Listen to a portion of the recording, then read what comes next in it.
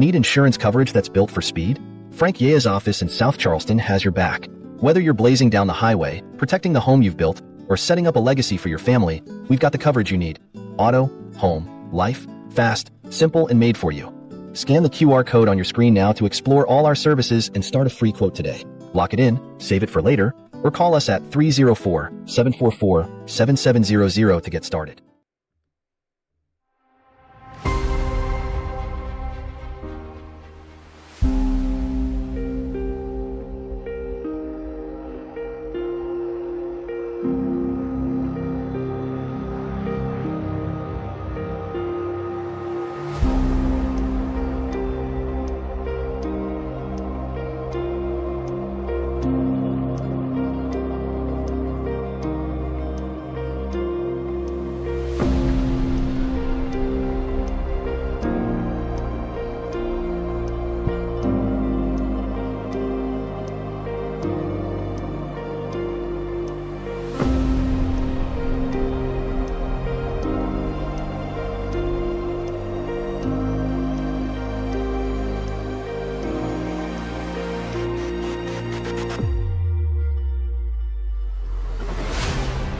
Talladega Super Speedway lives up to its name.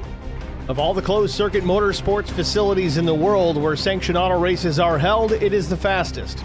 Constructed by the France family 10 years after Daytona International Speedway, Talladega was built slightly longer at 2.66 miles with steeper 33-degree banking which guaranteed record-setting speeds.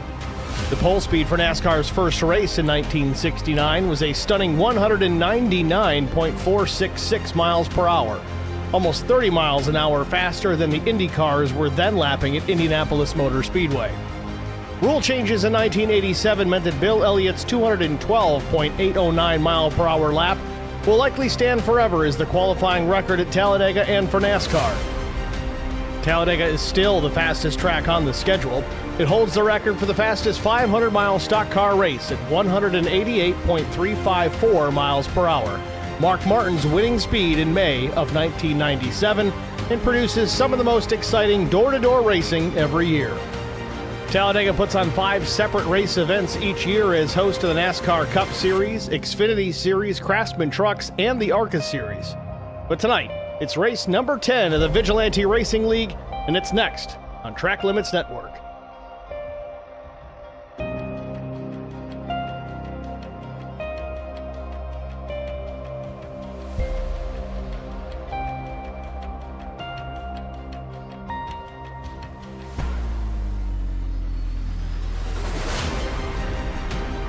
Good evening, everyone. Welcome to the virtual Talladega Super Speedway, race number 10 of the 11th season of the Vigilante Racing League. Let's take a look at the race details for tonight. 80 laps, the race distance, 82-degree ambient temperature, 33% humidity under partly cloudy skies, little breeze, 5 miles per hour, track temperature 106 degrees Fahrenheit. Not likely to be anything to be concerned with this evening as far as handling is concerned. With that said, tire sets unlimited this evening. 70% fuel load should give these drivers a 20 to 24 lap run depending on where they happen to be within the draft. There are no fast repairs to work with tonight and one attempt at a green-white checkered finish if necessary.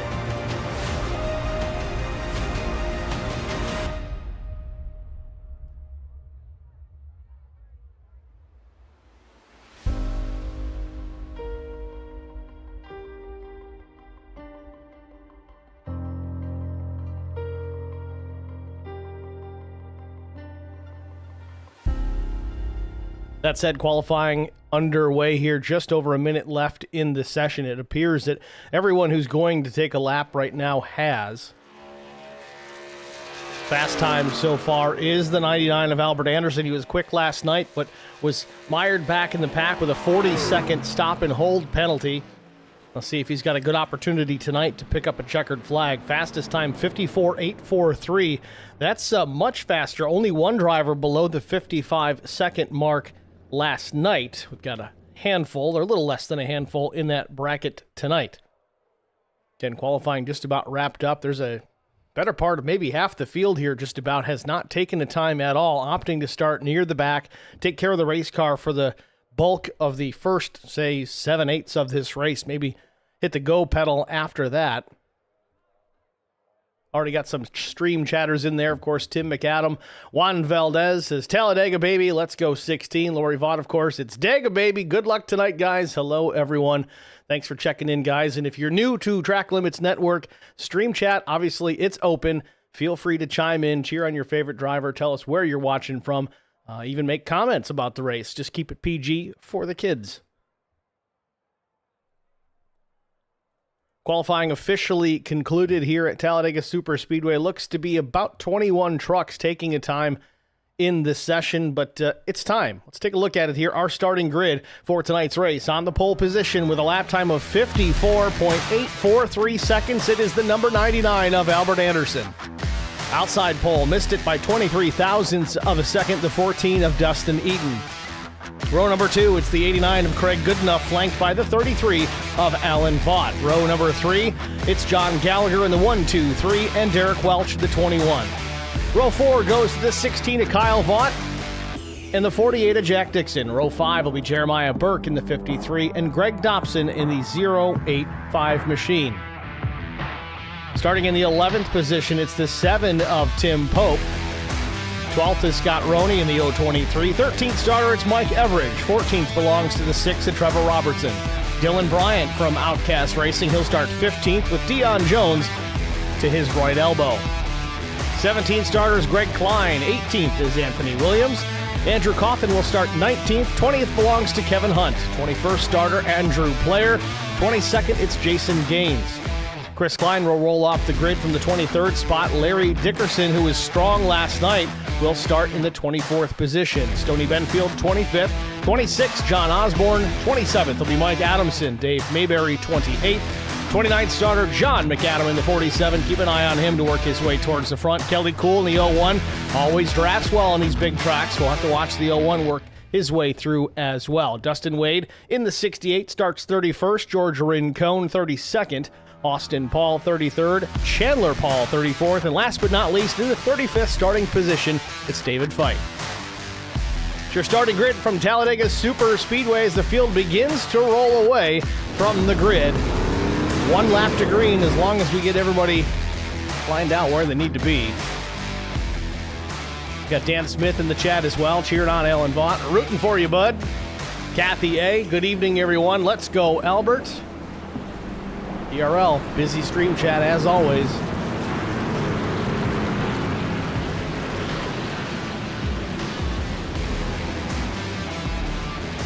Race details again, if you missed it at the open here, 80 laps the race distance, 82-degree ambient temp, 32% humidity, rather dry for this part of the country, partly cloudy skies, 4-mile-per-hour breeze, 104-degree track temp. That's up slightly from practice and qualifying. Don't expect that to cause too much of an issue, if any at all. Drivers with a 70% fuel load, anticipating 20 to 24 laps on a tank of fuel. Unlimited sets of tires over the wall. Again, not super important here. No fast repairs, though. That's something that is very important, especially on these big tracks. We had a big one early last night. Hopefully we can avoid that tonight. So with that zero fast repair, we do have one attempt at a green-white checkered finish if necessary.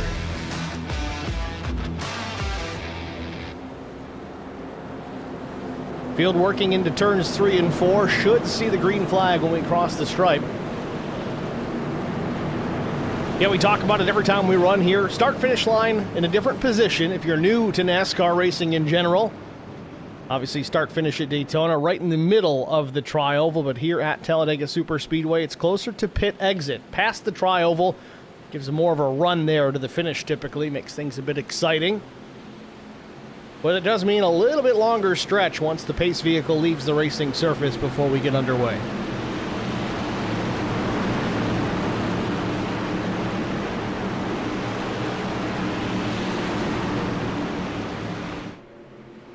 Albert Anderson, Dustin Eaton going to lead the field to green. They're into the Geico restart zone. Green flag is in the air, and we are racing from Talladega. Slow start behind the leaders. Didn't catch who was. Might have been John Gallagher.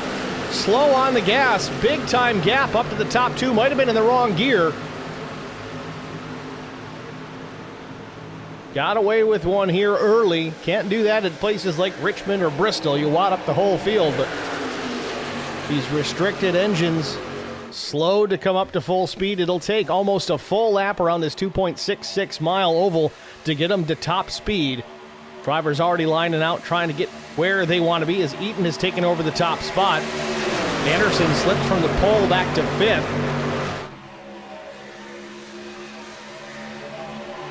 And last night, the bottom lane was the place to be, shortest way around. Never really saw the top lane come in, and Albert Anderson's going to come to pit lane here. This may be a penalty to be served. I don't know if he had one coming or if this is due to the start.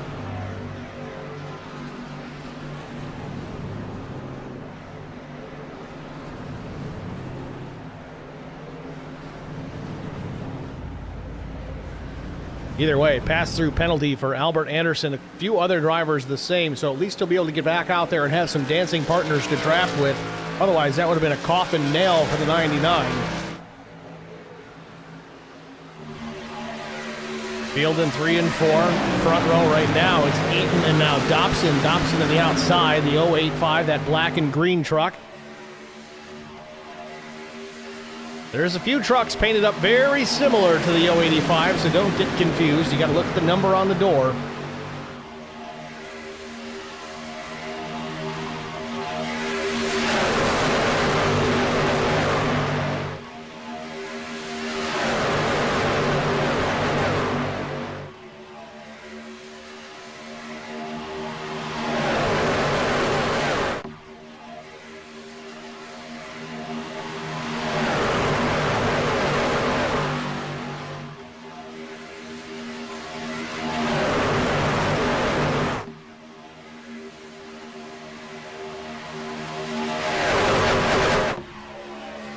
Eaton continues to lead. Everybody double file pretty much all the way to the back of the pack.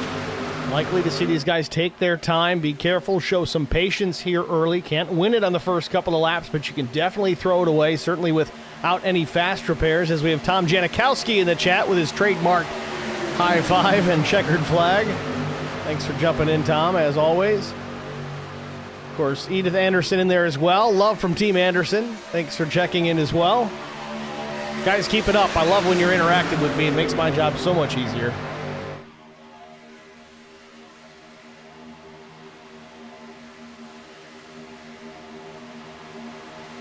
Four laps in at Talladega Super Speedway. I think we do have Chris Goins up here in the booth with us as well.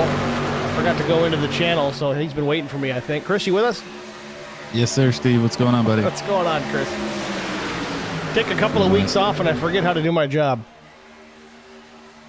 That's all right. We'll get it straight one of these days. Coming to 5 laps in here at Talladega, it's Eaton and Dobson, the top two, side by side. You got Alan Vaught and Derek Welch, 3rd and 4th. And everybody packed up pretty tightly here. I don't expect to see a whole lot of aggression early. Granted, if you caught any of the Numb Thumbs event last night, Chris Goins, you were involved in that big crash. We were just jumping onto your onboard camera when it happened. Things got a little scary there at the front of the field. I think the leaders kind of tangled, and it took out, I think, half the field. What was it from your perspective? What did it look like? It was just, I think what happened was they were trying to get to the bottom. We were coming up on first round of green flag pit stops there, and I think everybody was trying to fight for the bottom and just had a bad move and just wadded up the field. I was up there content running outside in the top side of a 3 wide the whole first run, and next thing you know, I can't really see. You guys saw it in the broadcast, but you can't really see it happening down below, and they're in your lap. With all that said, we're already starting to see some drivers here about mid-pack trying to work in that top lane. I know you didn't have a whole lot of time to experiment with it last night, but was it starting to work? If you had the numbers of trucks there in that top lane, could you have made that happen? Because it really seemed that the bottom was super dominant all night. Yeah, you can absolutely use it if you have the right number of trucks up there. Me and Skylar were the first two that kind of went up there, and I ended up pushing him out front, and then he ended up at the bottom lane because obviously the bottom lane was superior because of the numbers. But you got enough trucks up there, it definitely works. If you have less than about 4 or 5, you're in trouble though, because that second second in line has to push pretty hard, and these trucks tend to start to overheat really quickly when you're right up against somebody. Hard to tandem draft for any length of time in these trucks, that's for certain. You don't want to grenade an engine, and then you got a whole nother problem, especially if you're closer to the front. Everybody else has to panic and avoid you. Got Lori Vaught in the chat, says, Steve, did you say patience? I don't think most iRacers know that word. I think we're just looking at anti-crash, maybe not so much patience, just don't wad it up in the first half of the race, I guess. But just as we say that, here we go. We're 3 wide pretty much to mid-pack.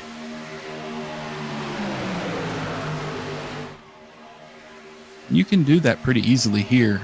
With as wide as this track is, you've got plenty of room around all three. But when you've got the one truck makes a mistake, you can see. I mean, you're going to take out 18 trucks there right away. Now, with that said, I heard Denny Hamlin actually talking about this on his podcast, Actions Detrimental, here today, about how Talladega doesn't produce the runs like Daytona does, simply because it is so much wider, that air has more places to escape. Is that something that you've been able to either notice or reproduce within iRacing? Yeah, a little bit. At Daytona, if you get to that third line, as narrow as it is, that third line gets a heck of a run off the corner. Against the wall. Here, it's not so much. I mean, you see it a little bit here with the 6 there. He's pulling even with the front two, the front guys on the 2 bottom lines. But it's so much wider, and it's such a much longer way around the track. You'll see him. He'll lose a car length here in the corner that he'll have to make up going down the backstretch. Really does not have the numbers in that top lane either, as you were saying there, Chris. You get any less than 5. He's got 5, it looks like right now. Maybe it is 6. Now it's 7, but kind of even with the meat in the sandwich lane. But Robertson, smart, gets the opportunity to drop down in front of Dobson, does so. Thought he was going to go all the way to the bottom in front of Eaton. Smart enough to not push it all the way to the bottom. Probably would have clipped himself and ended his day early.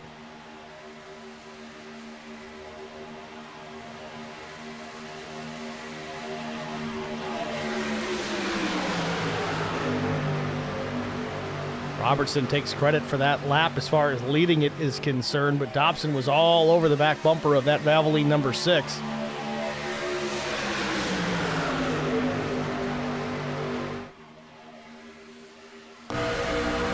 Right on board with Dobson.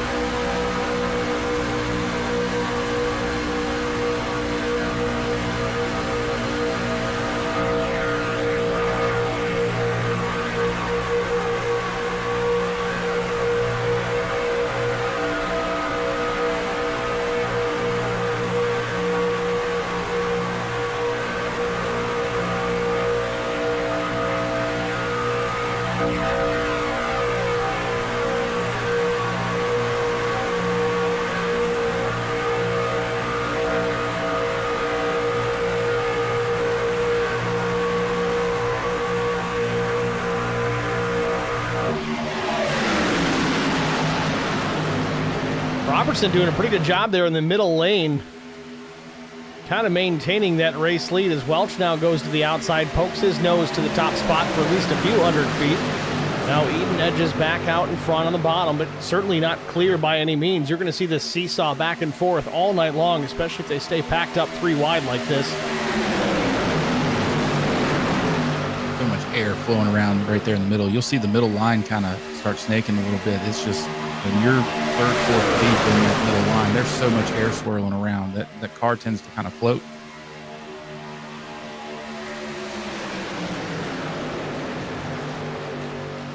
So we talked a little bit in the open about how they have unlimited tires over the wall here tonight, but how at this place specifically, it's not truly that much of an advantage to bolt those tires on.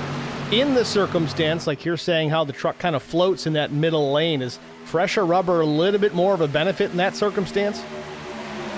It seems like it, like very late in the race. For the first half, you're not really going to notice a difference. But if you try to run the entire race on one set, if if you've got someone that's on a fresher set, they may not have necessarily the speed difference because everybody's in the draft. Everybody's kind of running a very similar pace there. But being able to throw your truck into the bottom lane, moving it up to block the run or something like that, you're going to have much more stability on newer tires very late in the race.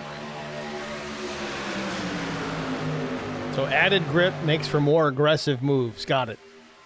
Yes.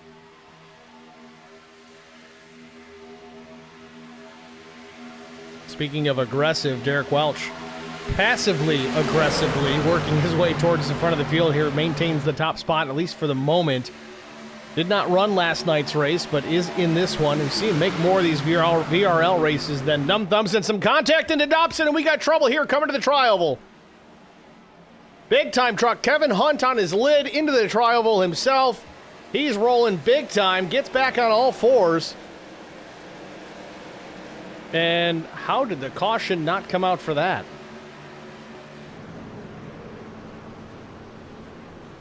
Kevin's going to drive away. That is absolutely incredible.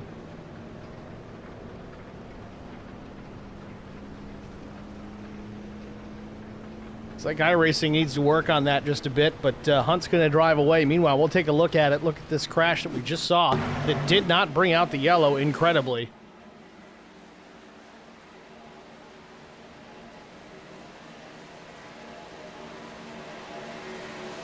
I got to give Kevin some credit there. He held the brake through that whole flip to keep it off the banking.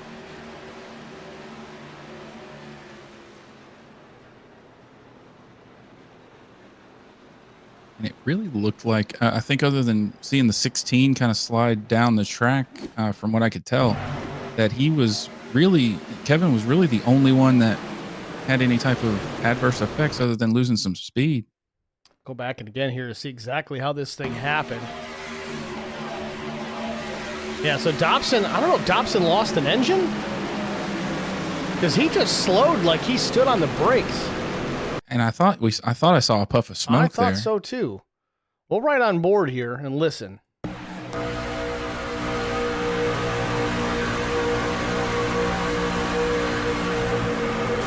Yeah, he blew up. Yep.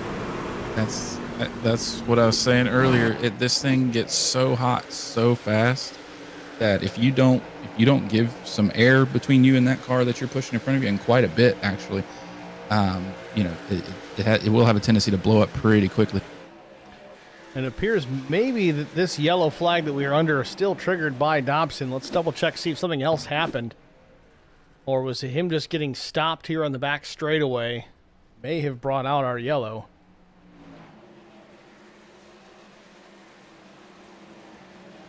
So him stopping there triggers the yellow. Or maybe it was Kevin Hunt. Yeah, there it is. Hunt down on the apron with traffic going by at speed. That's what brings us under yellow. So we still got it. Just took a lap.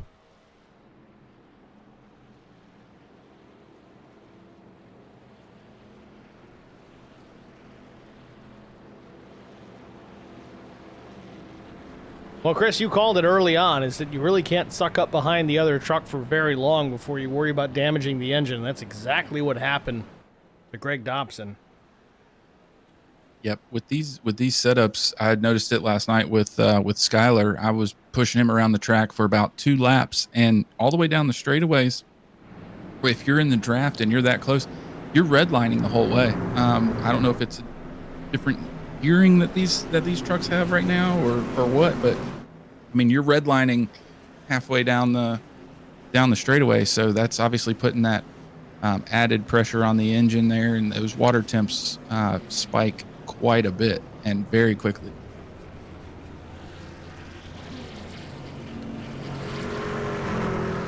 So just about everybody making their pit stops here.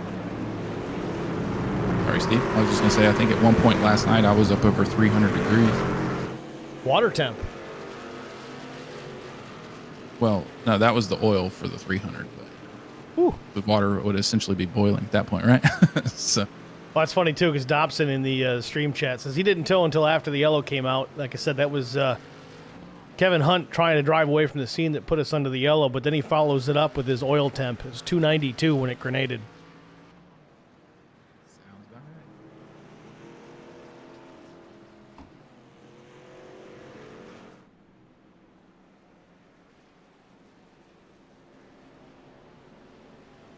So 17 laps in, first caution of the evening. Very strange one. That was a pretty significant crash. You would have thought that that would have been an automatic caution. Obviously, in real life, it certainly would have been. I know it's a bit of an algorithm here in the iRacing service, but they got to clean that up. I mean, there's deltas that the iRacing service looks at from one truck to another based on where the trucks are on the track. One truck's at full speed, the other one's maybe at half speed in the racing groove. That'll trigger the caution. Well, I think maybe you should set it up as well. If any of the trucks on track are upside down, I think it might be time to throw the yellow.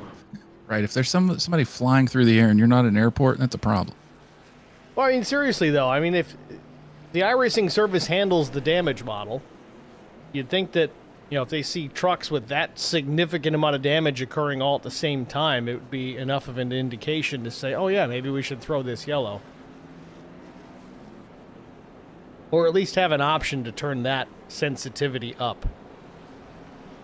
I know in some of the officials, I think you would run 10% green flag laps, but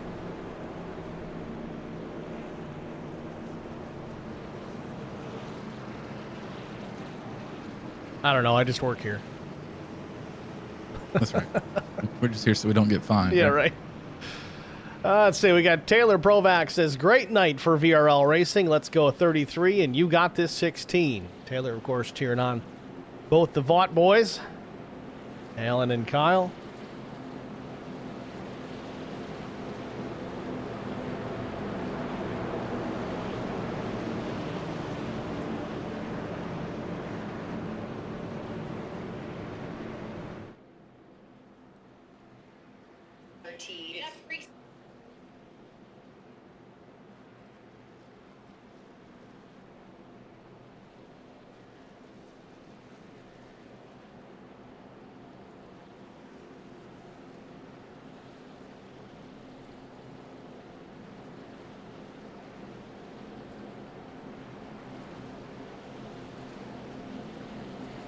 Field getting lined back up behind the iRacing pace truck. We are on the one to go. Get to restart here at lap 19.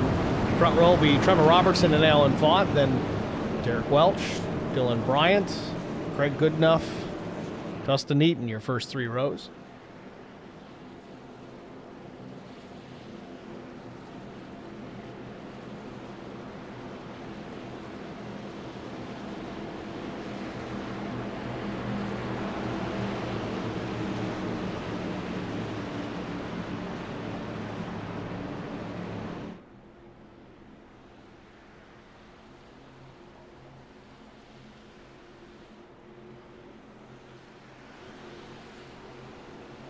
Pace truck is in. Field approaching the restart zone.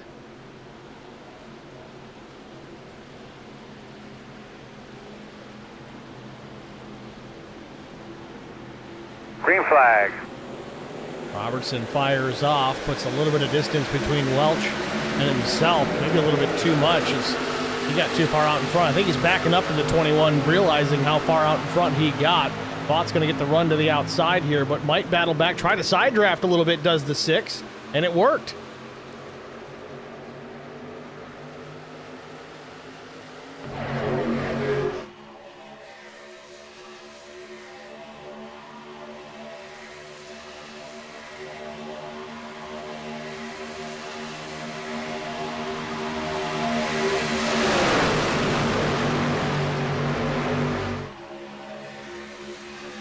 Welch all over the back bumper of Trevor Robertson here through turns 3 and 4 right after the restart, coming back to the main straightaway, or tri-oval for that matter. Side-by-side battle up front, though. It's Vaught on the outside. Trevor Robertson down low. Robertson, though, taking advantage of that bottom lane, but Vaught's still going to lead this lap. Quarter distance here at Talladega Super Speedway. One caution thus far, but man, the way Welch is driving, he wants that race lead. He's got to be careful not to turn this 6 so we don't get caution number 2.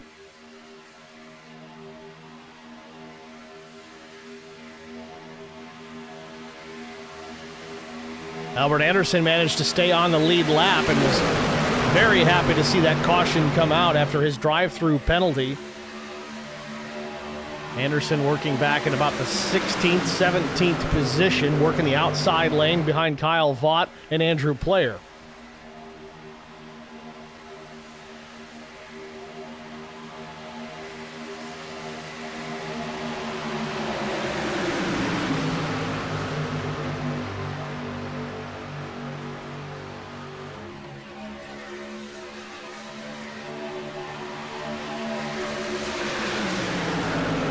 Tim Pope jumps up to the third lane in front of Andrew Player. Maybe they're going to try and get something working together here. Didn't take very long for them to get 3 wide from the start. And once again, after this restart, here we are again, 3 wide into turn 3.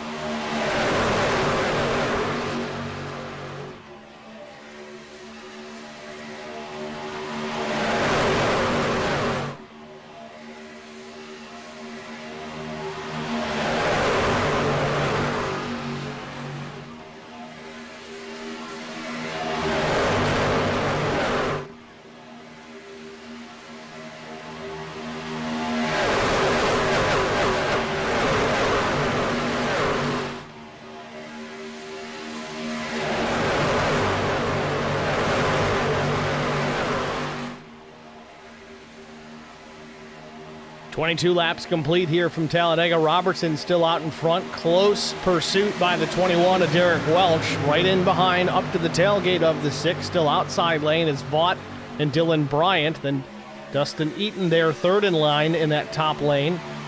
Third lane not really coming together just yet. It worked for a moment. Tim Pope was all the way up there to the top 3 for at least about a lap, but now has fallen back to the 15th spot. Just not enough numbers there in that top lane to get it going.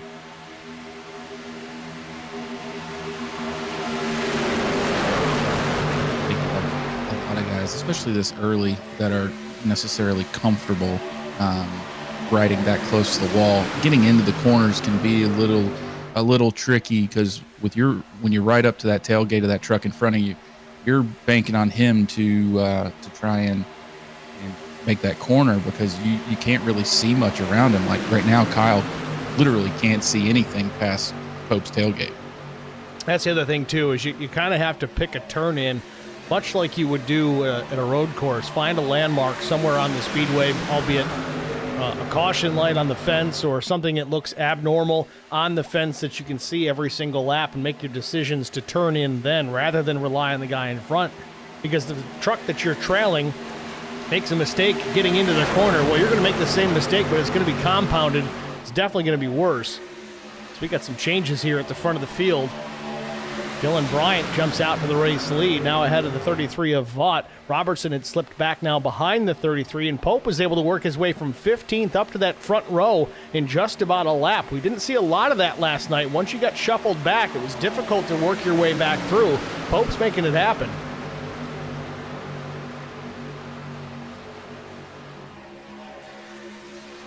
Lori Vaught in the chat says, if you're watching, please give a thumbs up. Certainly appreciate that, Lori. She makes a good point, though. If you are watching, hit that like button. We do appreciate that. It's free to do, and it helps more than you realize. It helps a lot, I promise.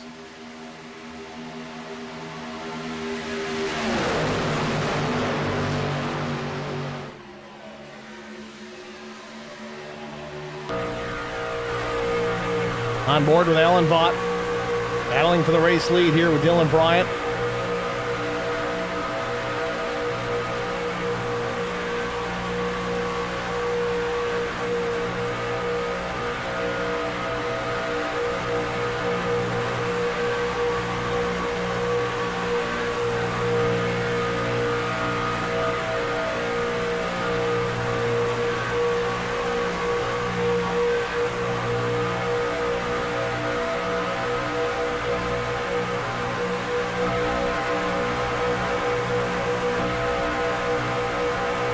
Derek Welch thought he was stepping out of line here, but he jumped back in lane in front of, I think it was Dustin Eaton, still behind Trevor Robertson.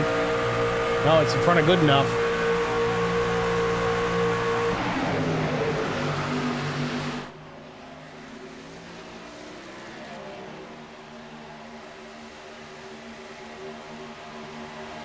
Again, want to talk about the fuel capacity here. 70% the planned full load. Should be 20 to 24 laps on a full tank. Just about everybody made their pit stop here at lap 16. Do the math from there. We're about 10 laps shy, prospectively, from our first round of pit stops, at least for those that are battling out in front, not being able to utilize that draft to save some fuel. They might be more to the low side of that 24. But look who's back up front. Old Albert Anderson. Put it on the pole position, had a pass-through penalty on the opening lap, and he's back battling for the race lead again here at lap 27.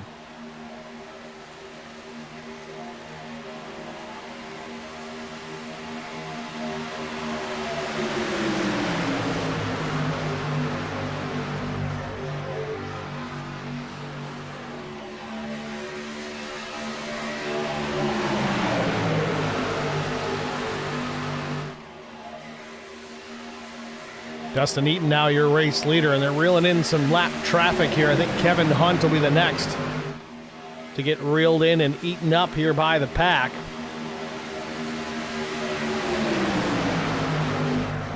Hunt's going to go high here.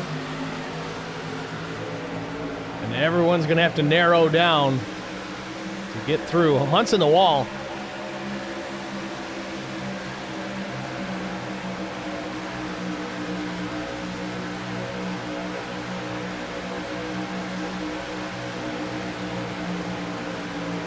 Looks like everybody got through okay.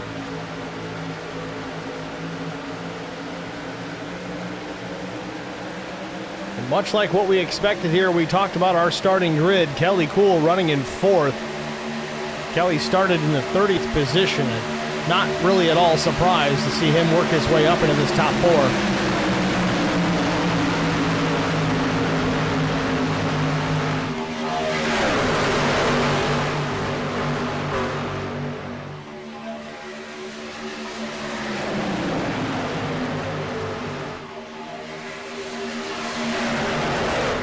Speaking of guys we thought we'd see near the front, Larry Dickerson was a contender last night as well. He is starting to truck forward. He started 24th. He's picked up half those positions. Now he runs 12th.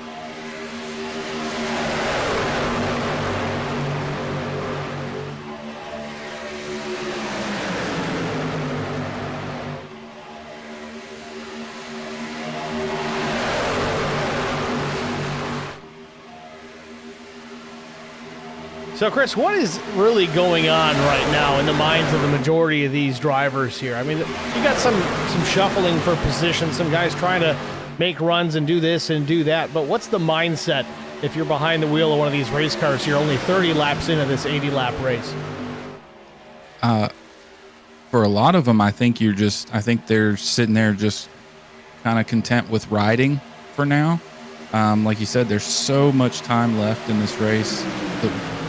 Any move that you make right now is not going to win you the race, but it can 100% cost you the race.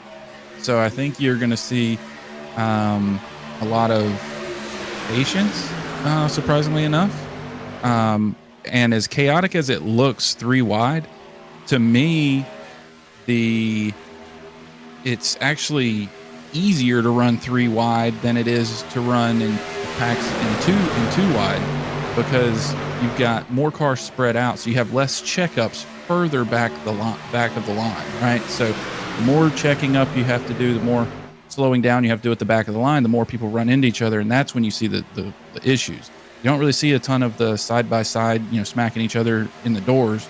You see the nose to tail getting people turned. So I think the guys that want to run the 3 wide are looking to actually make it a little bit more calm than, trying to feather the throttle, check up, and keep from running the back people. I don't know how calm Tim Pope is being. He is all over Albert Anderson like a cheap suit right now. Trading some paint down the back straightaway.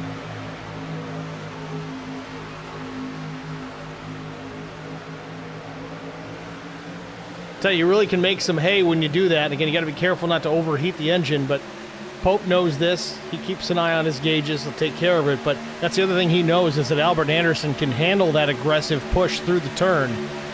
See Pope stepping out, trying to get some fresh air into the nose of that number 7. Big push again. If you watch with him pushing as hard as he is, he's stepping out in the right spots too, because you don't really want to push him in the middle of the corner. So he's trying to get to him right as you're coming off. I think at some point you're going to have to see him back off of the push for at least a full lap or so, because just a little bit of air that he is getting right now, not cooling it down enough to where it won't blow up after prolonged pushing like that. Well, it seems like he keeps stepping out of line there, jumping to the right side behind Albert Anderson, but every time he does that, I think Anderson's taking that as a challenge, as an aggressive move, looking for the lead. I think he's just trying to get air into the nose of that machine. Anderson's taking it as aggression, so that could be actually hurting Pope as well. Yeah, 100%. Meanwhile, Kelly Kuhl still leading this thing.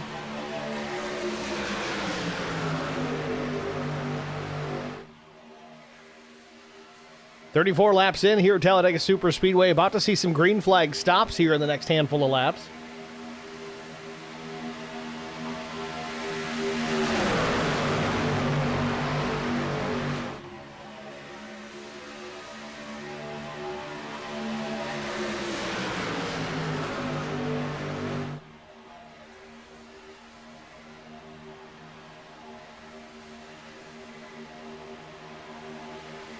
Sun hiding behind the clouds here at Talladega. That's going to cool the track down a little bit. Again, not as big of an issue as you'd see at a place maybe like Michigan or Richmond or Bristol with the track temperature coming down, handling being so important. Not so much here. It does play a part, but not as much of one.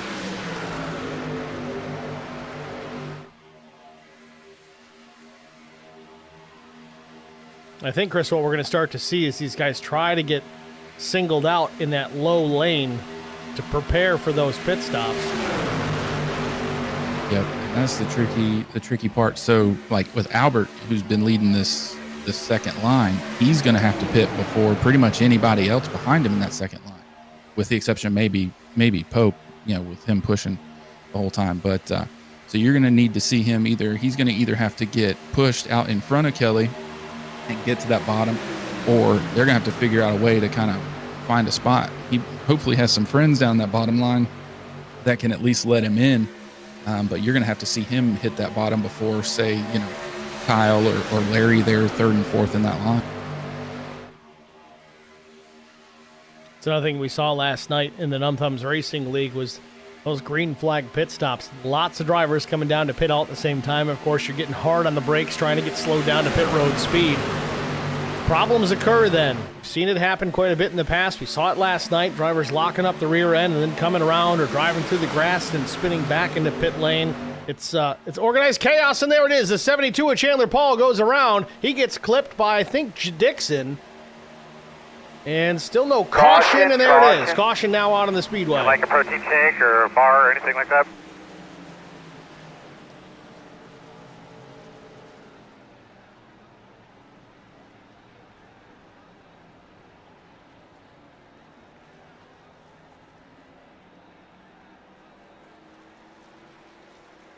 Well, let's take a look at it.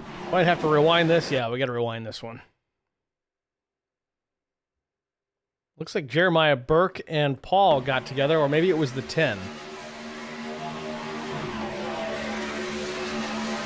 Oh, he wasn't clear. I don't know if he got loose on exit or was just trying to fill the gap, but he didn't have room to do it. Made contact.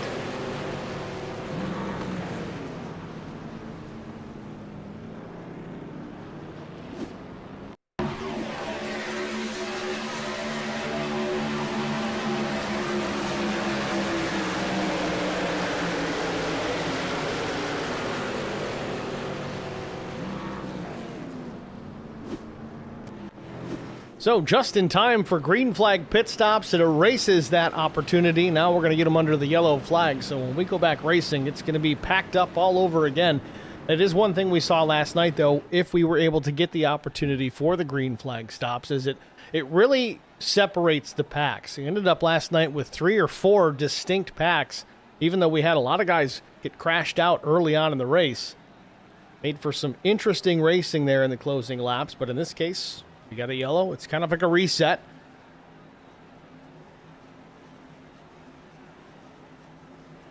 I don't know how you feel about it, Chris, but I like the green flag stops. I enjoy them from a driver perspective. I like getting on and off a pit road from the speeds that you run with these trucks here. I don't like it from a driver's perspective of breaking up the pack. To me, just driving around in a line trying to catch the pack in front of you, to me, that's boring. I want 2 trucks to my inside or be in the middle. It keeps me focused, keeps me entertained, I think.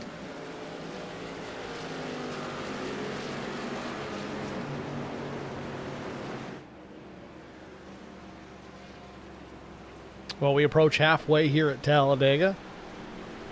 Tires and fuel for some, fuel only for others.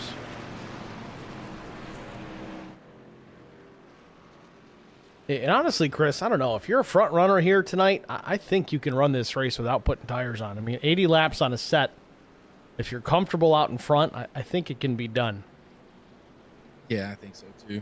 I think if you get a late caution, you may see, the guys running maybe 10th, 12th on back. Just come in and just do it, because what are you going to lose? I mean, it's Talladega. You can go from 1st to 15th or 15th to 1st in a lap and a half. So you got really nothing to lose at that point. So we'll see how the cautions fall. I think if you get a late one, you'll probably see some guys come in and give those 4 new tires a shot.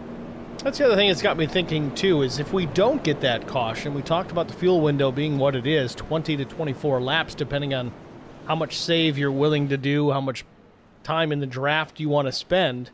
But we're just about halfway. That gives us about 42 and change left. The fuel window at a minimum of 20 laps. Some of these guys might be concerned about fuel if this thing goes all the way to the end. Yeah, I think you'll see a lot of guys trying to rotate out of leading the pack, if that's the case too.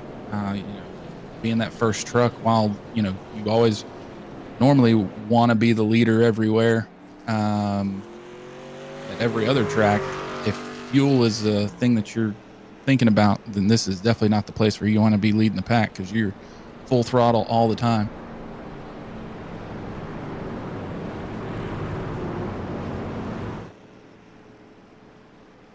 Field doubling up here, ready for the restart. We will catch our restart here at lap 40, just about halfway.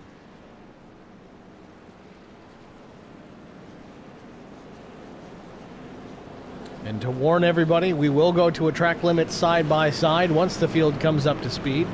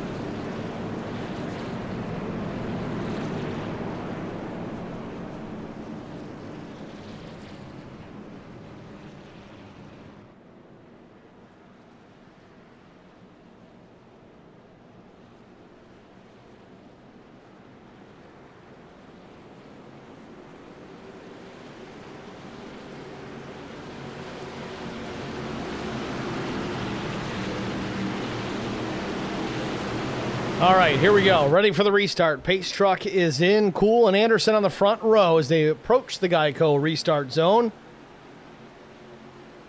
Green flag. Green back in the air. Cool jumps out. Might have to check up. Got to be careful, though. Anderson might want to fill that gap. You don't want to get Alan Vaught and Kelly Cool linked up together. Those guys work really well together in these super speedways.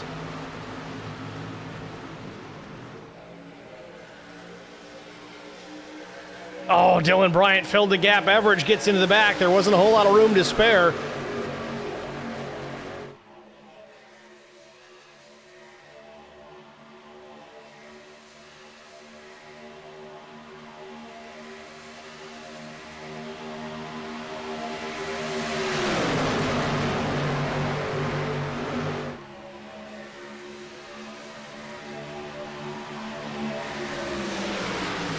Field just about full song as they work out of turn number 4. It's Cool and Anderson on the front row. Anderson with a 4 thousandths of a second lead and shrinking as they come to start finish. Anderson will lead the lap, though.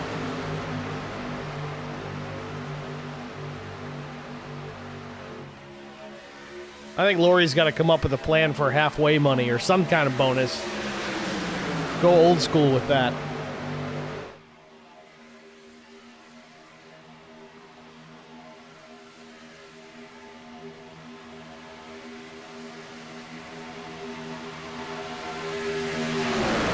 Anderson, truck length in front, could have pulled down in front of the 01, but the bottom lane charges back, shorter way around.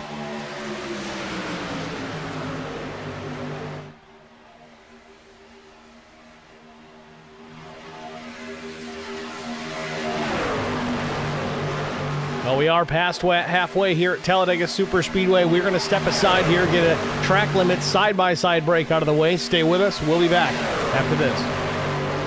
I met Marcos Garza when we were doing radiothons for St. Jude Children's Research Hospital. We needed sponsors to help us raise money, and he's always the first one to jump in. I would describe Marcos and his team as upstanding, someone you can trust, and he is just a genuine guy. Marcos has been very generous. He has a genuine concern for people. You need somebody that cares about you. And that's what Marcos is, and that's pretty much what this firm is. The Garza Law Firm. Let us help.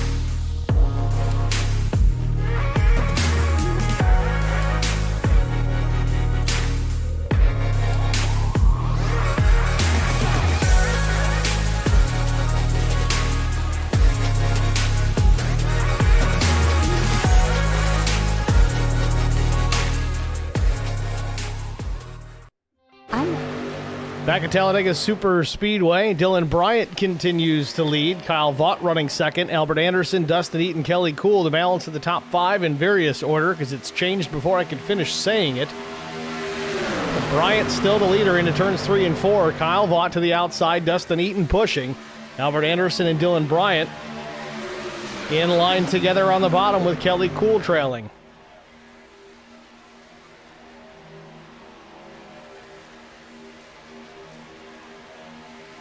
So 10 to 15 more laps. We'll give this another go and see if we can get some green flag stops out of this.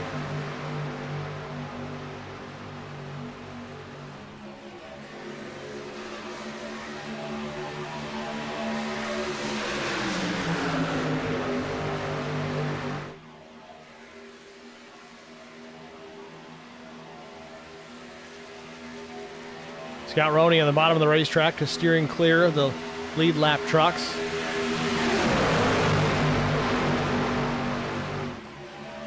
So 3 lines yet again. Bryant leads the bottom, Kyle Vaught in the middle, and Mike Everidge will lead the outside for the time being. Chris Klein working into the mix. Trevor Robertson, Derek Welch, and Alan Vaught goes to the top to lead the outside lane. Leaves the bottom, or sort of the middle that, for that matter, a little bit empty. That's going to slow that lane down a bit. Now you'll see the outside will come to the outside alongside Kyle Vaught. 3 wide for the race lead into 1.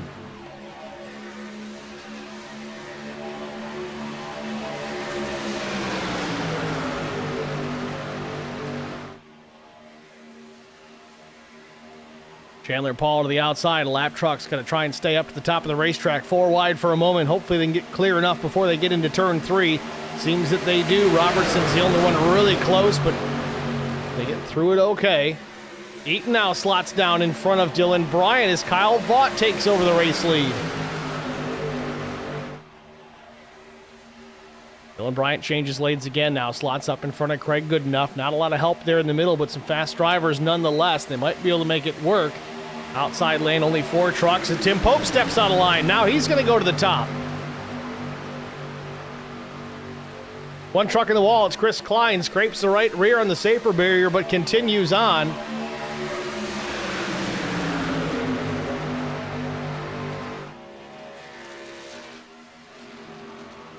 These guys are getting a little racy. As you said, Chris, last night it got a little bored. That's what sent you to the top of the racetrack. I think it might be the situation with some of these guys now. They're tired of running around just riding. They want to race. Oh yeah, I drive long enough distance to work every day. If I want to come in and race a little bit. I want to go fast, he says. That's right.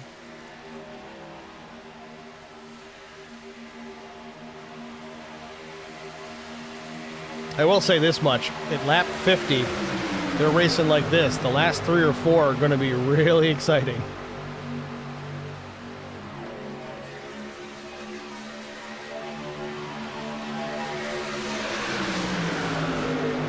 So if we're looking for green flag stops, expect them between lap 57 and 61. I'd say that's a pretty fair guesstimate as to when we're going to start to see some drivers peel off the racetrack and fill the tanks back up. And if that is the case, 57 to 60, well, some of those guys are still going to be short if they come that early.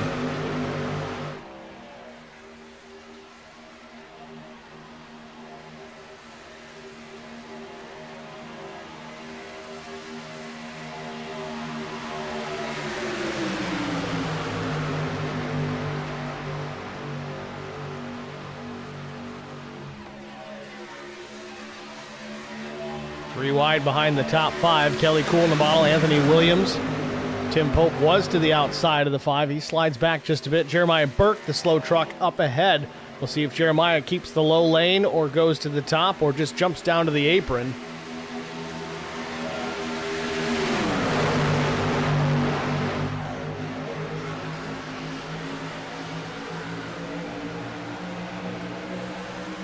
Burke keeps it down low. Now he'll drop below the yellow line and let these guys go through. They caught him at the perfect opportunity.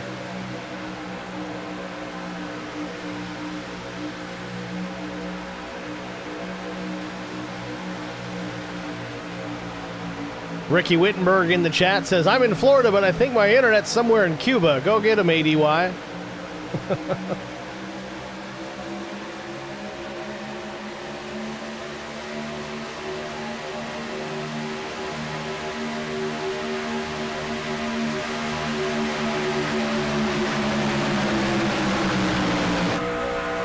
On board with Kyle Vaught from the race lead, looking back.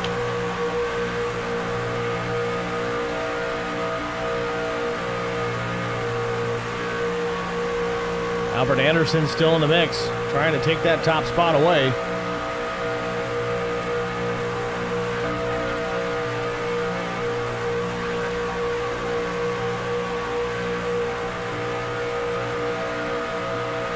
Another lap truck ahead that's going to come into the mix here, I think, before they get out of turn 2. They're catching them in a hurry.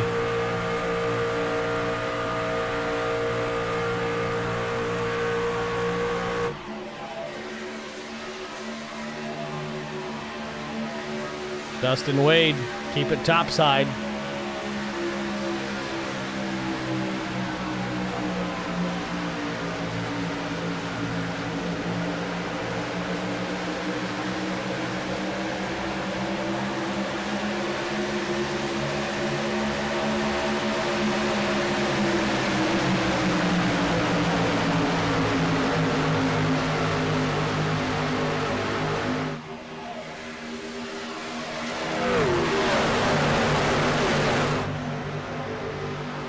Scott Roney now a slow truck on the top end of the racetrack. He'll go way up there and stay out of the way, but you see the delta in speed, the differential there, as Albert Anderson retakes the top spot from Kyle Vaught. It is a bit of a challenge to clear some of those lap trucks. Again, as we talked about how wide Talladega is, a little bit more room here to work that through easily. You get to places like Daytona, it's just that much smaller. It becomes that much more difficult. You're definitely not seeing him go 4 wide around the lap car at Daytona. Well, you might, but you're going to see a whole lot of tire smoke right after. Well, that's fair. And maybe another couple of airborne trucks. Yeah, without a yellow. Well, we might get one, but... Here comes Craig Goodenough to the outside, looking for the race lead here. Alan Vaught pushing the 89 into turn 1. Not enough of a run to get it done. Again, they do need to start thinking about pit stops here as we're approaching. It's about 18 laps since they made their last stop.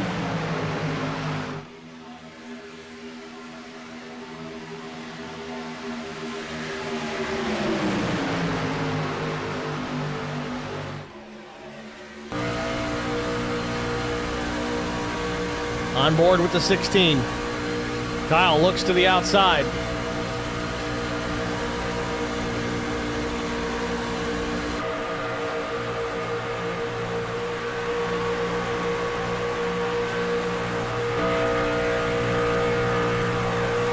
And now the third lane coming with Dylan Bryant leading the charge.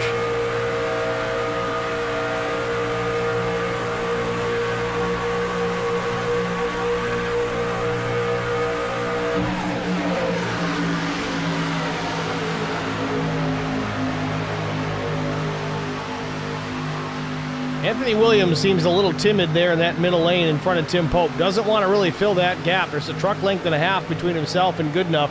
Goodenough, you can't slide a piece of paper between the nose of his truck and Kyle Vaught right now.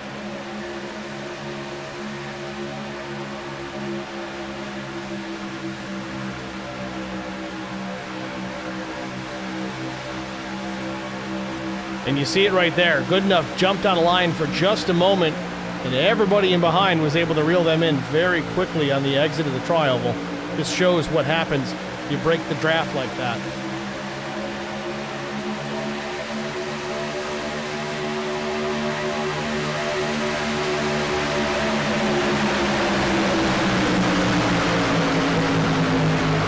Chris, I will say that the blimp camera is probably one of my favorite shots at Talladega, especially when they're running 3 wide like that. You can really see how the runs develop, what lane is going to be fast regardless, who's got the numbers, who doesn't.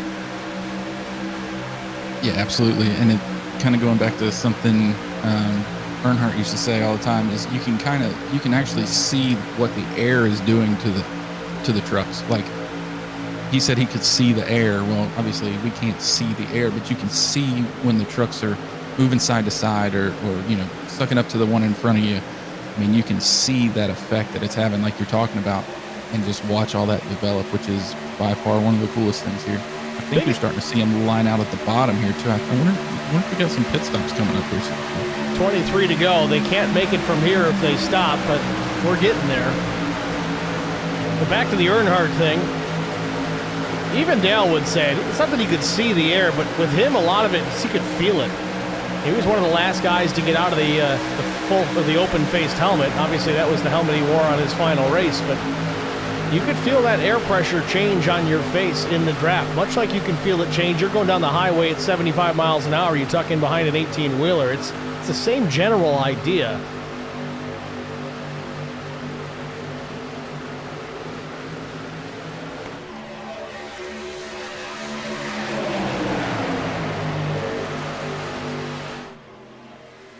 Leaders are running about 3/10 slower than their best laps right now in the draft. So some guys are definitely trying to save fuel. You'd think this is a Gen 7 Cup race with the amount of fuel save we're trying to see right now.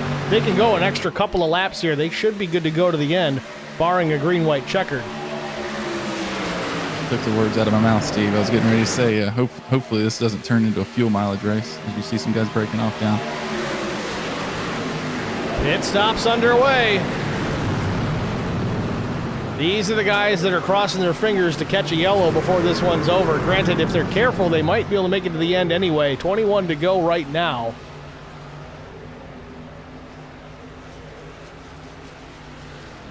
Derek Welch locks him up into his pit box. Is he going to put tires on? No, it's going to be fuel only for the 21. It's like the same story for Dylan Bryan, 11.9 seconds. Quick stop for the 51. He's going to clear Derek Welch. So they head back out in their own pack, so they'll have plenty to work with in the draft. But here we go on to turn number 4. Leaders off of 4, looking for pit lane. Kyle Vaught looks to be a little hot. Locks him up. Hopefully got her woed down in time. I think he did, Steve. It looked like he maintained a lot of ground there getting in, but I think he may have made it. Always makes you nervous when you lock the tires up before pit entry. You got to hope that thing slows down in time. We'll find out in just a moment here if they let him leave the pit box. You know we got it done. Not only making it to speed, but if you're not taking tires, what did you do to him for the run? Well, he locked up all 4 pretty good, so didn't get caught speeding. Kyle Vaught down and away in 12:03.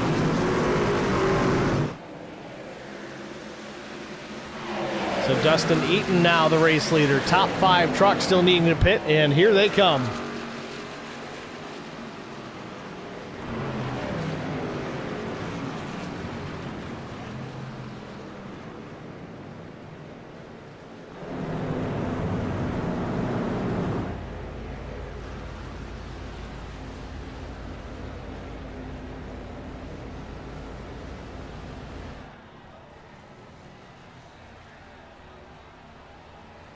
Nice clean entry for Dustin Eaton into his pit stall. Craig Goodenough, same story. Goodenough's going to put right sides and a minimum on. We'll see if he takes 4 and tires here with 20 to go. Nope, right sides only, and he leaves at the exact same time as Dustin Eaton. So someone's done some work prior to this race to figure out how long it takes to fill the tank versus how long it takes to get fuel and right sides. And obviously Goodenough found that it's about the same amount of time. So now Tim Pope shown as the race leader, but for how long? So he's trying to come up to speed. Alan Vaught closing the gap. He'll pass him here out of turn number 2 as he's up to speed. Albert Anderson will run 2nd. Kelly Kuhl 3rd. Kyle Vaught 4th, and Robertson's 5th.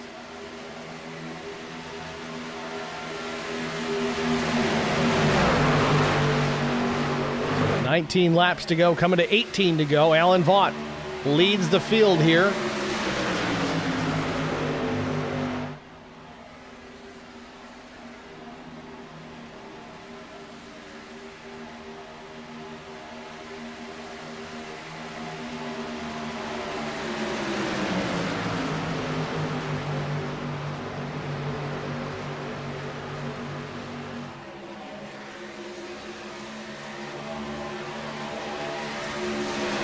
Looking at these pit stops here, the leaders here at the front of the field, Alan Vaught certainly fuel only, but he did it in 9.83 seconds. Albert Anderson fuel only, 10.1. Kelly Kuhl, fuel only 9.73. Only driver really faster than that as far as their pit stop was actually the 123 of John Gallagher, was a 9.2. You just got to wonder if he got the thing full.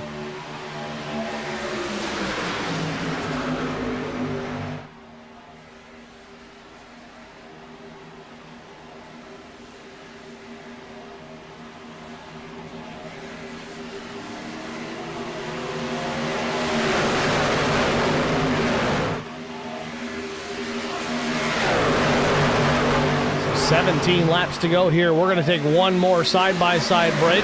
We'll stay with the action, stay with us, and we'll be back after this. I met Marco Scarza when we were doing radiothons for St. Jude Children's Research Hospital. We needed sponsors to help us raise money, and he's always the first one to jump in. I would describe Marcos and his team as upstanding, someone you can trust, and he is just a genuine guy. Marcos has been very generous. He has a genuine concern for people. You need somebody that cares about you. And that's what Marcos is, and that's pretty much what this firm is. The Garza Law Firm. Let us help.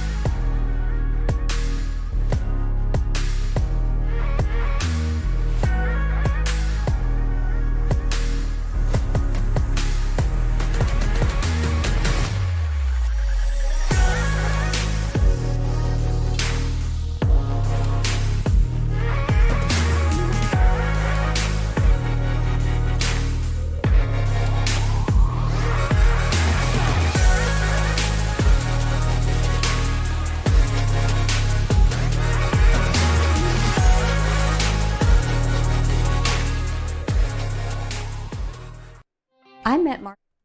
Back at Talladega Super Speedway, 13 laps to go, and Derek Welch from the top thought about going all the way to the bottom, but thought better of it. Could have had the race lead and be clear of Alan Vaught, but he'll be stuck in the middle now in front of Albert Anderson. Coming to 12 laps to go, Alan Vaught leads with Kelly Kuhl on the back bumper. We talked about that about 10, 15 laps ago. That's a dangerous combination on these super speedways.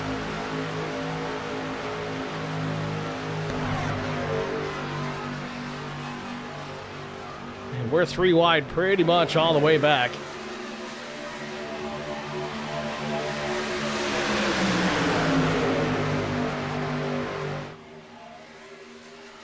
Couple of lap trucks up ahead, two together, so they'll be a little bit faster than a single truck by itself, but still certainly not the pace as this big pack coming up behind them.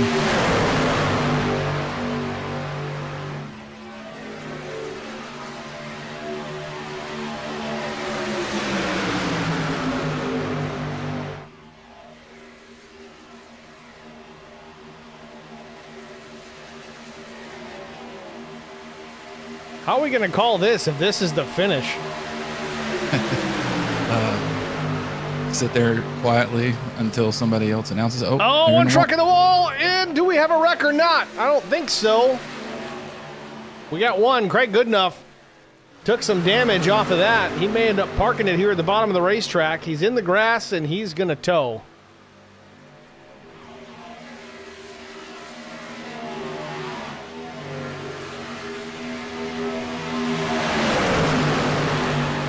Alan Vaught trying to hang on here. Going to be 10 laps to go at the line. Derek Welch with Albert Anderson and Tim Pope. All three of those guys have raced against each other for a long time. They're very familiar with each other's level of talent.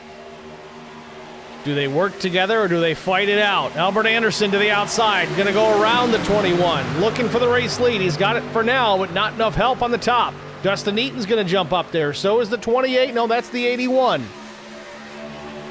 Jonathan Osborne going to tuck in behind, but only a 4-truck draft in the top lane. That's not going to be enough to do much. Again, these lap trucks up ahead may play a factor. And those lap trucks ahead are working together too, so they're not going to be nearly as slow as the single truck that these guys have passed earlier. So it's going to take longer to get around these guys too. It's going to be interesting to see if they just yield to the leaders here. I know Lori's got some rules about that, but if they're racing for position at the same time, I don't know how you do that. As Derek Welch now gets clear. He takes the top spot from Alan Vaught. Really, the best move for Derek was that he stayed in the middle. That top lane just kind of died.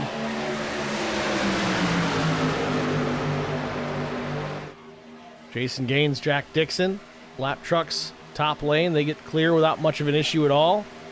Osborne slots up in front. I don't know if that was intentional or trying to save the truck.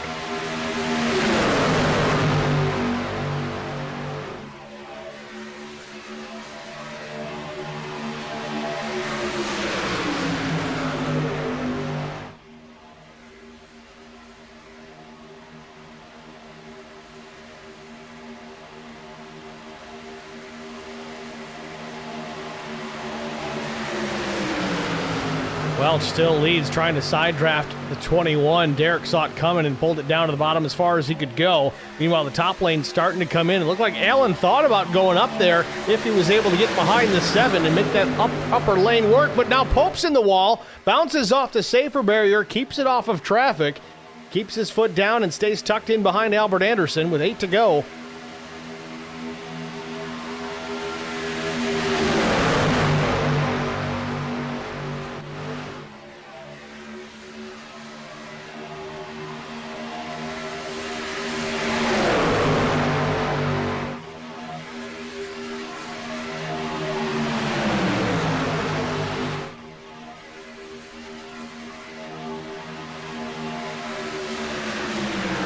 Welch leads it at the line here, trying to pick up a win.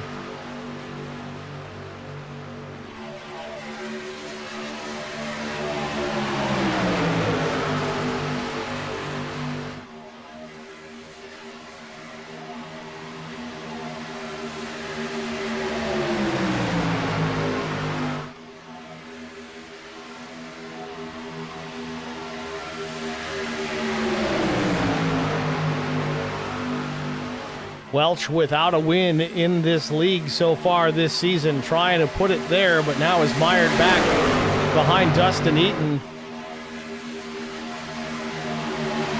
Lots of racing left. I know it only says 7 to go there on the timing tower, but that is an eternity here on these super speedways. So much can happen just in one lap. Anderson now out in front, 6 laps to go.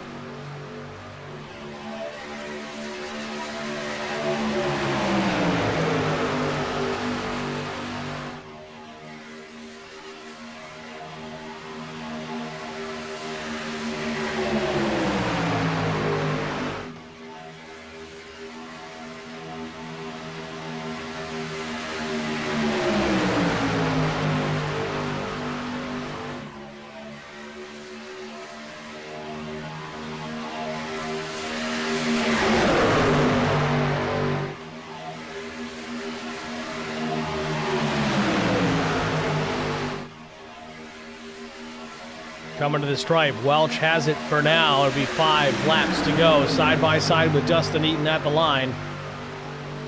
Starting to think that Anderson's going to stick with DW here for at least a while.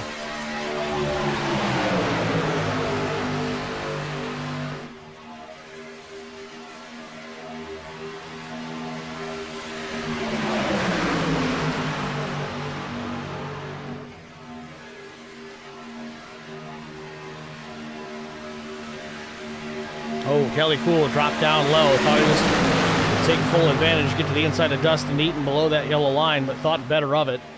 Stays tucked in behind to the tailgate of the 14, off of turn 4, coming to 4 laps to go.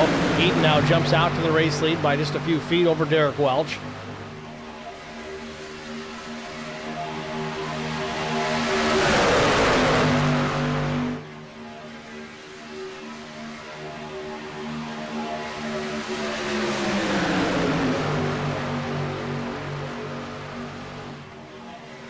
It's hard to believe that second truck in line in the middle there is actually running 5th. Yep. And by the time they go into turn 3, he could either be running 10th or 2nd. Or in space. That too. Alan Vaught, an aggressive move in front of Derek Welch. Derek not going to lift here. He knows he can get away with pushing that 33. He can show his displeasure without wrecking him. He knows it.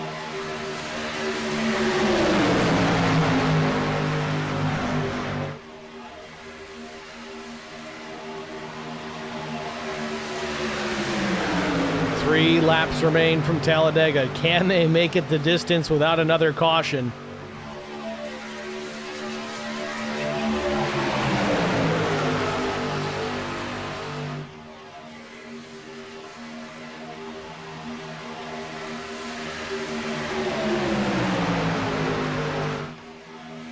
Oh, Osborne almost got the wall in front of Robertson there. Keeps it out of the fence.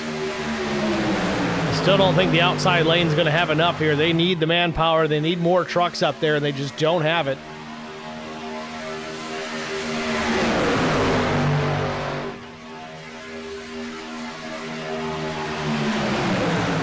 Interestingly enough, that middle lane seemed to have the trucks right now. They weren't able to do much. The bottom's still pretty dominant here. 2 laps to go. Eaton, your leader. Welch trying to push the 33 back out in front because if he moves Vaught forward, he can go with him.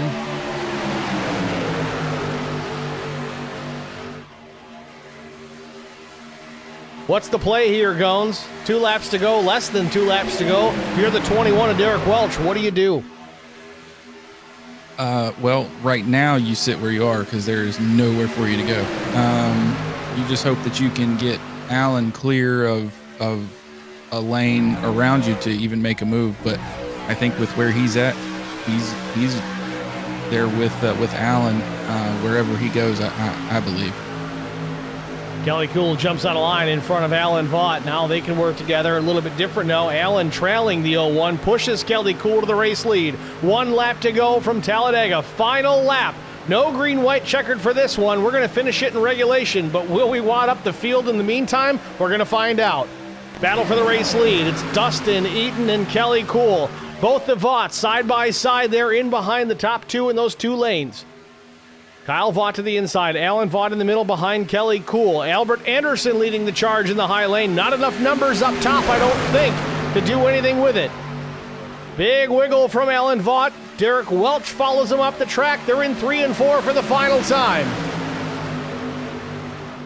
Who's it going to be? Off turn 4, we're 3 wide. Alan Vaught nosed out in front, abandoned Kelly Cool, goes up to side draft to 99. Through the triangle, Alan Vaught dropping back. Who is going to win it at the stripe? It's Albert Anderson.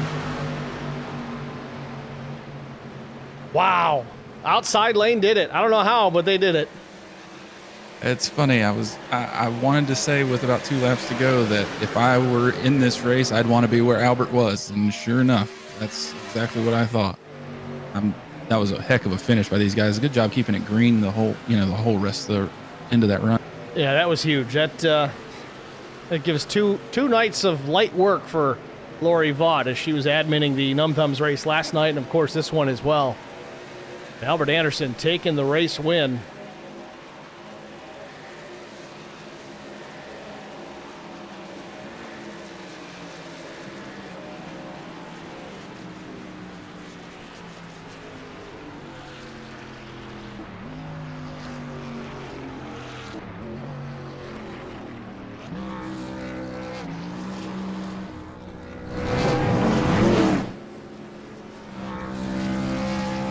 Albert doesn't care. He's just going to light them up. A lot of times in the VRL, these guys park on start-finish, make sure everybody doesn't have incident points, none of that. No, he wants to light them up. He earned this one.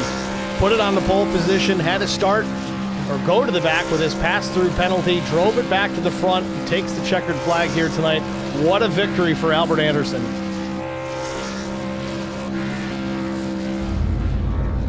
He's all the way down there, lighting them up.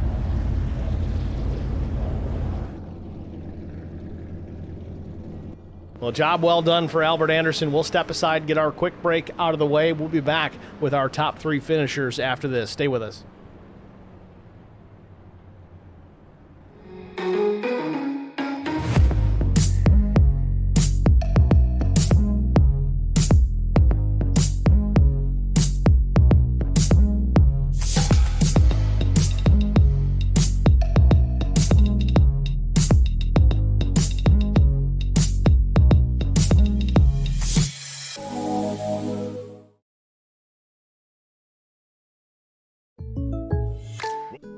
Need insurance coverage that's built for speed? Frank Yea's office in South Charleston has your back. Whether you're blazing down the highway, protecting the home you've built, or setting up a legacy for your family, we've got the coverage you need.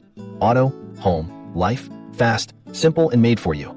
Scan the QR code on your screen now to explore all our services and start a free quote today. Lock it in, save it for later, or call us at 304-744-7...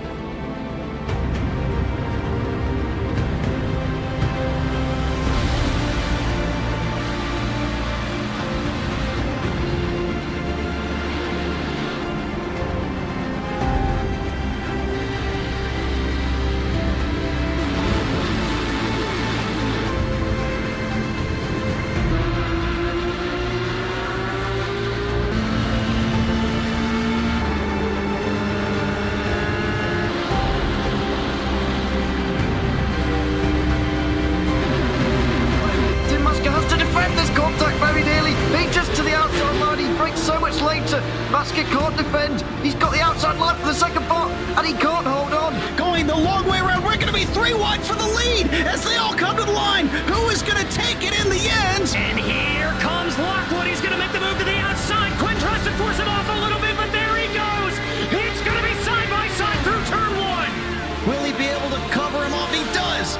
Weaving back to the left-hand side. Reynolds is trying everything. The kitchen sink is being thrown at it. They're leaning on each other. Coming into turn number 3. It's going to be a drag race through 3 and 4. Coming back to the line. Here comes Frisch on the bottom. Richard's going to hold the inside. Tries to be the late breaker here. They're going to be side by side through the final chicane. They bang doors, but keep it clean. As they're still 4 wide on the run down into the back straightaway. Demerit's looking for a line as well. What is going on in Michigan? Novak into the fence. They're still beating and banging. And to the line. He is much faster coming through there. Is there damage on Challenger? Apromitis is ahead. There's going to be a race to the line. Who is going to get it?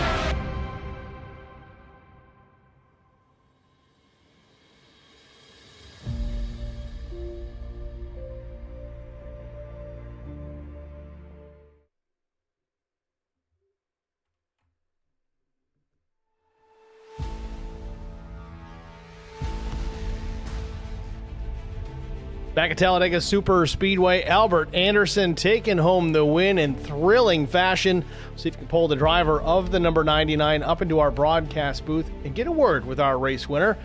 7-time P1 Albert Anderson. Albert, it's Steve and Chris Goins in the Track Limits booth. You got a copy? Hell yeah, I got a copy, Mr. Singer. How are you? Albert Anderson, you won it to start the season in Daytona and picked up another one here in Talladega. You put this truck on pole position. We knew you were going to be fast, but had the pass-through penalty after lap number 1, had to work your way back through, got kind of lucky with that first caution to get you caught up, but man, it was hammer down after that. Walk us through your race. What was it that made the difference here, and what makes you so good on these super speedways? Hey, first let me say hey to Chris. How you doing, Chris? Love that you're in the booth, brother. Hey, Albert. Good job tonight, buddy. Thanks, man. But like Steve, I called it last night. I said, man, I'm going to put this thing on the pole tomorrow night, and I studied it and worked at it and got a good qualifying lap. Got a little over anxious coming to take the green and jump the green and got a black flag and had to do a drive-through. Luckily, there were several guys with penalties that I was able to hook up with coming off of pit road. That caution came out, brought us all back together, topped off on fuel, and just drove the daylights out of it, man, to get back in position, to be there at the end of the race. Well, I'll tell you, on that last lap, we were trying to call that thing, looking that top third lane, and there was only about 4 or 5 of you up there, and I thought there's no way Albert's going to pull this off from the top side. Then Alan abandoned the 01 there, and all of a sudden things started to change rapidly, and all of a sudden here comes the 99 on the outside, and you take this win. Yeah, I saw Dylan coming. He was about 3 behind me. I was in the second lane, and I was looking at my mirror, and I could see him coming down the backstretch. And I said, man, if I don't jump out there, I'm just going to have to settle for what I settle. So I took a chance and jumped out in front of Dylan. Luckily, he had enough momentum, and they broke up a little bit before we got back to the line there, and I was able to bring it home, man. Certainly got it done here tonight in Talladega. You're looking forward now to Texas Motor Speedway next week on the schedule. Certainly a different style racetrack, but that one's a challenge. It's rather unique when it comes to the quad oval. How do you prepare for a place like Texas? Patience, man. I like Texas. I enjoy Texas. Getting down into turn 1, you really got to get down on that white line and wrap the bottom and kind of go easy off so you don't burn up your rear tires or drive it off the right rear too much coming out of 2. And pretty much 3 and 4, you can go flat out for a good little while. But tire management and patience are going to be key there at Texas. Well, Albert, we certainly look forward to that one here. Maybe we can pick up 2 in a row and get you win number 3 on the season. Nevertheless, you got 2 in the books. Can't take them away at this point. Who do you want to shout out to and thank before I let you go? First, let me thank Dylan. Dylan gave me one hell of a push there. He showed me a picture of his gauges, and this whole dashboard was lit up red. I mean, every gauge was pegged and it was red. So he gave me all he had right there and got me that win. So thank you to him. Thank you to my team, Jeremiah Burke, Jason Gaines, Jack Dixon. I appreciate you guys. All-Stars got a great roster this year. And thank you to Lori for everything that she does, and Alan. Lori just does a phenomenal job holding it all together. And Ricky Wittenberg for the paints that he's done for me. And you guys in the booth, man, I'm really looking forward, especially going back to looking at this one. I look at all of the replays, but I love watching the ones that I win, to be honest with you. And Chris, thank you for joining us in the booth tonight. Steve, a great job as always. Appreciate you. Always better when you go back and watch the ones that you win. Albert, again, congratulations, man. Thanks for talking to us, and good luck next week in Texas. See you, Texas boys. Albert Anderson, your race winner here at Talladega Super Speedway. Next, we'll talk to the 51 of Dylan Bryant, who, according to Albert Anderson, is really what pushed him to this race win. We'll see if he feels the same way. Dylan, it's Steve and Chris in Track Limits booth. You got us? Steve and Chris, what's going on, guys? Dylan, congratulations, man. Second place run from a 15th place starting position. Really thought you had the truck out there tonight. You look strong near the front of the field, but late in this run here, it ends up going to Albert Anderson, and he credited you with effectively helping him win this race. Pushed him to the end, had every gauge on the dash lit up red. Walk us through the closing laps of this one. What was the difference maker, and what was the deciding factor to you to push the 99 instead of attack? Well, I've been knowing Albert for a few years and stuff, and we ain't officially on teams, but he, I think he's pushed me to the win a few times and stuff, and I pushed him a few times now, so it was basically trying to return the favor, but I was also making sure that I finished better too. So because I was stuck on the outside lane, and I don't think that we had a lot of speed towards the end, but I was hoping either Albert and or Derek was going to move up, and then of course I was like, well, I know if Albert gets clear, I'm just going to move up. So then it was just push. So it was a good night. I think I was more excited to push him to the win than it was to actually win the race. So. Well, nevertheless, it was an exciting finish there at the very bitter end. You still come home second by about 10, 12 inches over the 01 of Kelly Cool. So worked out good. Still a solid points day. We look forward now to Texas Motor Speedway next week. Obviously, we're not super speedway racing anymore. We got to drive these things a bit. How do you prepare for Texas next week? I guess just try to practice as much as I can. I don't really have a whole bunch of time to race and stuff anymore, but I'm decent there. I'm gonna try to go out and win it. So, but after the heartbreak at Bristol and stuff a few weeks back, and here tonight I got second, but it is definitely points racing now. I'm just trying to make double sure I get into the top 12 points and try to run for a championship. Well, Dylan, again, a solid points day here at Talladega. That'll certainly help towards that championship. We're going to let you go here, but is there anyone else you want to thank before we do? Yeah, just Outcast Racing with Larry, Chris, John, and Larry. A huge shout out to Lori and Jess for doing the league, and just everybody's here is great. I think that we spent more time three wide tonight, and it was clean. So shout out to like everybody that's in the league here, and we will move on to Texas, and I hope y'all have a great night. All right, Dylan. Well, thanks for talking to us, man. Strong run. Congratulations. Good luck next week. Thank you. Have a good night. Dylan Bryant, your runner-up here at Talladega Super Speedway. Now we're going to pull the 01, the Budweiser machine, Kelly Cool, up into the broadcast booth. And for whatever reason, this won't update his paint scheme properly. We'll see if I can just refresh that quickly. That's no big deal. We'll pull Kelly into the booth. Get a word with third place finisher Kelly Cool. It's Steve and Chris with Track Limits. You got me? Hey, I got you guys. Kelly, congratulations, man. 30th place starting position. I don't think you turned a lap in qualifying. Maybe that was by design.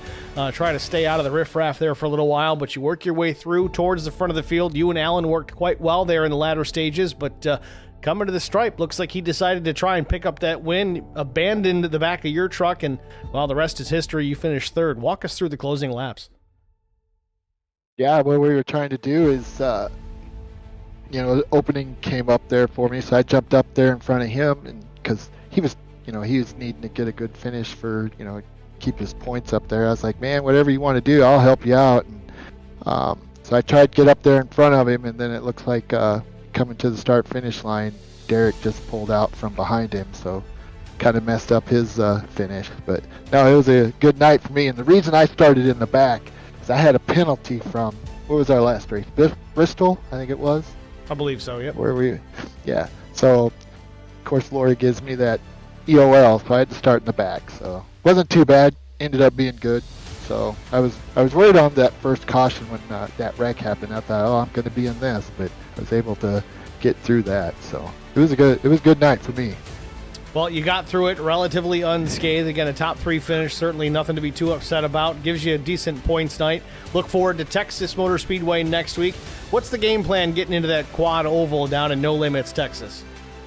I need to practice more so I can figure that track. In the very beginning when I started iRacing, I thought I was pretty good there in the truck, but here lately, I don't know. I haven't figured that track out, so it's going to be some practicing for me to hopefully I can qualify up front. Certainly is a challenge. We wish you the best of luck to that. Kelly, again, congratulations on third place here at Talladega. Who do you want to shout out to before we let you go?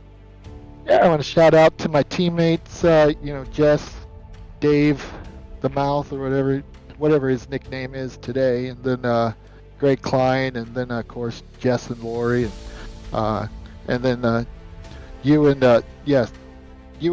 Chris for the broadcast. I'll enjoy watching it every Thursday. So you guys put on a good show, and then my girlfriend Jillian, just want to say hi to her. So everything's good, man. Well, very good, Kelly. Congrats again, man. Good luck next week. Thanks for talking to us. Yep. See ya. Kelly Cool, third place finisher here at Talladega Super Speedway. That's going to do it for the interview portion of our broadcast, but let's take a look at our official race results. Of course, we talked to Albert Anderson, Dylan Bryant, and Kelly Cool.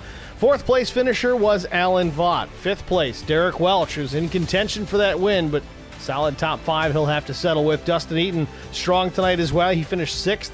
Seventh was John Osborne. Tim Pope came home eighth. Kyle Vaught up front for a while, finishes ninth. Chris Klein was 10th. Trevor Robertson led some laps. He finished 11th. Greg Klein was 12th. Mike Adamson finished in the 13th spot. John Gallagher was 14th. Dion Jones came home in the 15th position. 16th went to Larry Dickerson. Mike Everidge was 17th. Dave Mayberry 18th. Andrew Cawthon was 19th. Anthony Williams 20th. Andrew Player came home 21st. 22nd belongs to Stoney Benfield. 23rd was Jack Dixon. 24th went to Jason Gaines. 25th, Dustin Wade. Chandler Paul came home 26th. George Rincon 27th. Craig Goodenough 28th. Kevin Hunt, after a wild ride through the tri-oval, finishes 29th. Jeremiah Burke 30th. 31st was John McAdam. Scott Roney 32nd. Austin Paul 33rd. Greg Dobson 34th after losing a motor early. And David Feit finishes 35th. I don't think he took the green because he came home 80 laps down of the scheduled 80 laps, but 35th place nonetheless. Your race results here from Race 10 at Talladega, Season 11 of the Vigilante Racing League. It was a good one. I know we had some dull moments, but that's kind of how these super speedway races kind of play out, Chris. We see the same thing even in real life in the Cup Series. These guys kind of take care of their equipment, take care of the fuel, and then when it's go time, it gets exciting, and that's exactly what we saw here tonight. Yeah, it was a heck of a race to be a part of. I think we might have lost Chris. Can you hear me now? There we go. Hey, sorry. I'm glad to be here and enjoy this. This was a heck of a race watching these guys keep it clean and green, and I look forward to seeing what goes on for the rest of the season with you guys for sure. Texas Motor Speedway next week here on Track Limits Network. Make sure you tune in for it. I think it's already scheduled, so if you want to save the link and share it with your brethren or your friends or whoever else wants to watch, feel free to do so.